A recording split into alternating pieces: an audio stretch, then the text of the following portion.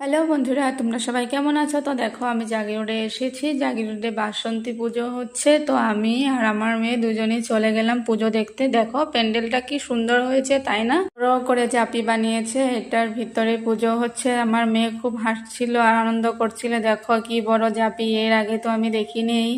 আর তারপর দেখো খুব হুলস্থুল হচ্ছিল, বাইরে থেকে শুনতে পাচ্ছিলাম। তারপরে গিয়ে দেখি সবাই খুব আনন্দ করছে, ডান্স করছে।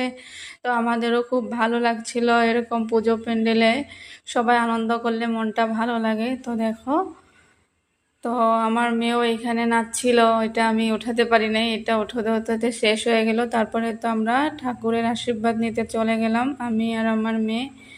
তো এই তো এখানে আমরা আশীর্বাদ নিয়ে নিলাম। তারপর আমাদেরকে প্রসাদ দিল, ফোঁটা দিয়ে দিল, আর এখানে প্রদীপও জ্বালিয়েছিলাম। তারপরে তো ফাইনালি বোনের সাথে দেখা হলো, আমার জেঠুর মেয়ে। তারপর আমরা এখানে একসাথে প্রসাদ নিলাম। তারপরে তো এখানে আমরা সেলফি উঠলাম, রিলস বানালাম। এক সাইডে আমার দিদি আর এক সাইডে আমার ফ্রেন্ড আর ওর ছেলে। তো ও আমার স্কুল লাইফের ফ্রেন্ড, খুব ভালো। ওকে পেয়ে আমার একদম আগের ছোটোবেলার কথাগুলো মনে পড়ছিল আর খুব ভালো লাগছিল। আমরা অনেক সময় গল্প করলাম। তারপরে এখানে বিহু ফাংশন হবে, অনেক ডান্সার এসে পড়েছিল। তো আমরা এক এক করে সেলফি নিলাম। এটা আমার মাসির মেয়ে, আমার কলেজ ফ্রেন্ড, স্কুল ফ্রেন্ড সব আছে। আর এটা আমার জেঠুর মেয়ে, ওর সাথেও সেলফি নিলাম। আর আমাদের মরিগাঁওতে দিদি আছে, ও দিদিও গিয়েছিল, দিদির সাথেও ফটো নিলাম।